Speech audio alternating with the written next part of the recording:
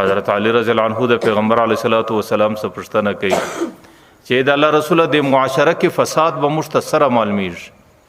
چې اوس د معاشره زندگی د قرآن سره بدل اسوا او په معاشره کې فساد رااله او اوس مسلمان ستړی قوم جوړیږي د دې اندازه به موږ د کوم ځای معلومو پیغمبر علیه الصلاۃ والسلام معاشره کې یو څو نشانې ورته بیانوي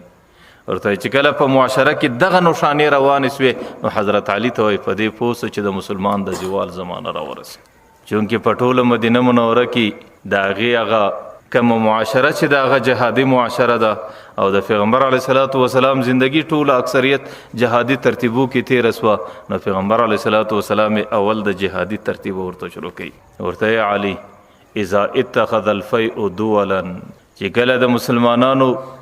هغه محترم طبقه چې د مجاهدینو طبقه ده چې هغه کله په مال غنیمت او په بیت المال کې عالی هغه استعمالوي داسې لکه خپل دولت چي د غنیمت او د بیت المال اسلحه د خپل اسلحه په شان استعمال کړه او د بیت المال او د مال غنیمت سواری د خپل سوارلې په شکل استعمال کړه او د بیت المال او د مال غنیمت نور اسباب او ترتیبات د خپل ذاتی اسباب په ترتیب استعمال کو حضرت علی ته پیغمبر علیه الصلاۃ والسلام وای چې پوسچ په معاشره کې د فساد اوله طریقه را ورسید ځکه پیغمبر علیه الصلاۃ والسلام حضرت عبد الله ابن عباس یو خبره کوي ورته چې کله د مسلمان قوم مجاهدینو په غنیمت او بیت المال کې خرابي روانه کړه بیا خو الله تعالی د نور قومونو رعب او دبدبه د دې پزړه کې ورچی بیا د نور قومو صدی پر رعب کې راځي بیا د نور قومو غ دبدبه پر دی راځي او بیا د نور قومو در خوف دی لاندې کیږي حضرت حبیب بن مسلمه د حضرت ابو ذر سره روایت را نقل کړي حضرت ابو ذر ورته وی چې پیغمبر علیه الصلاۃ والسلام به موږ ته ویل چې ګله مجاهدین په بیت المال او خیانت کې احتیاط کوي نو الله تعالی به د دې بیر او رعب د نور قومونو پر زړه ور اچي حبیب ابن مسلمه تابعی دی ابو ذر وای دی زما سره ابو ذر می استاد او پښتنه رسوک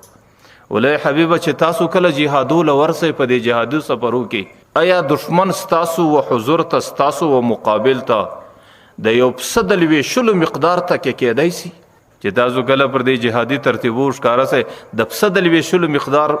دشمن ستاسو حضور ته ځان ټینګولای کله کېدلای سي حبیب ابن مسلمه ورته مارته ابو ذر وو ټینګېدلای سي و دراتو زما د پرب د کعبه قسمی چې تاسو په بیت المال او تاسو په مال غنیمت کې خیانت شروع کړی دي کچیر تاسو په بیت المال او په مال غنیمت کې خیانت نه کولای بیا دشمن دی وی زید الویشل مقدار تاسو مخته استقامت نس کولای په دې خاطر باندې چې کله د مسلمانانو قوم مجاهدین او دا محترم طبقه ده او دا هغه د مسلمانانو د سر شمله بلل کیږي چې د هغه انسانانو سره په بیت المال او خیانت کې غنیمت روان سو نه پیغمبر علیه الصلاۃ والسلام وی دا د مسلمانانو د زوال زمانه را ورسید بیا به پر مسلمانانو باندې زوال راځي او بیا به مسلمانان دا ستړي وخت پر مسلمان راځي او بیا به مسلمان ستړي کیږي نو په دنیا کې به سزا دای چې بیا به الله تعالی د دې پزړو کې د خپل مقابلین رعب او خوف ور اچي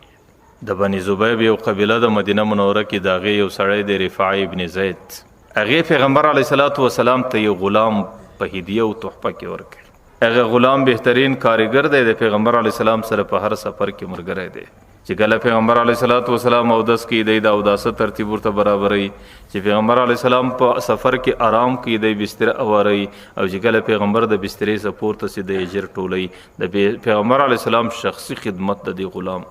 بخاری شریف کې غالبا درې ځای دا واقعه راغلی ده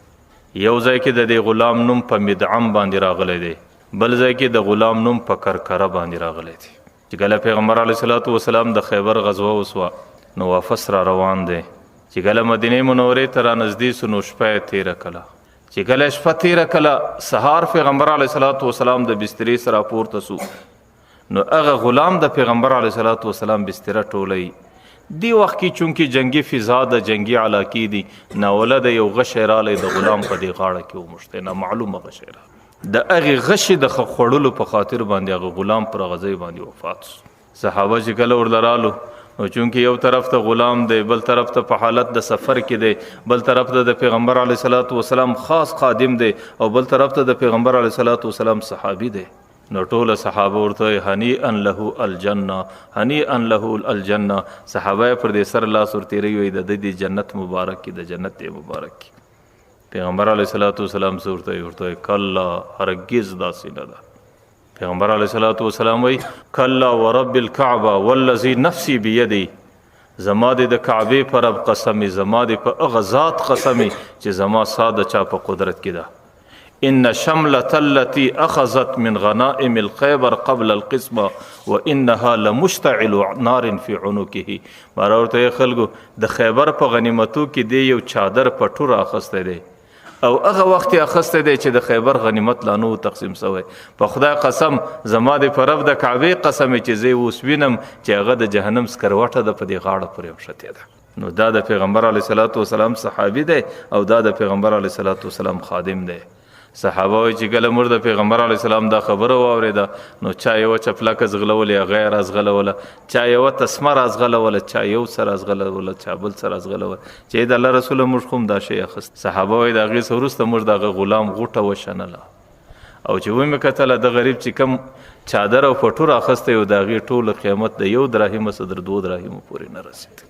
ما درته ویل چې کله مجاهدینو سا په مال غنیمت او په بیت المال کې ګډوډۍ رااله، هغه د مال غنیمت اسلحات د خپل اسلحې په شان استعمال کړه، هغه د مال غنیمت سوارلی د خپل سوارلې په شکل استعمال کړه، هغه د مال غنیمت او د بیت المال اسباب د خپل اسباب په شکل باندې استعمال کړو. نو دې زمانہ د قران کریم سره دروګردانې زمانہ بلل کیږي او دا د مسلمانانو د زوال زمانه بلل کیږي او دا د مسلمانانو د ستړي زمانه بلل کیږي. پیغمبر علیه الصلاۃ والسلام حضرت علی ته اوله نشانه دا بیان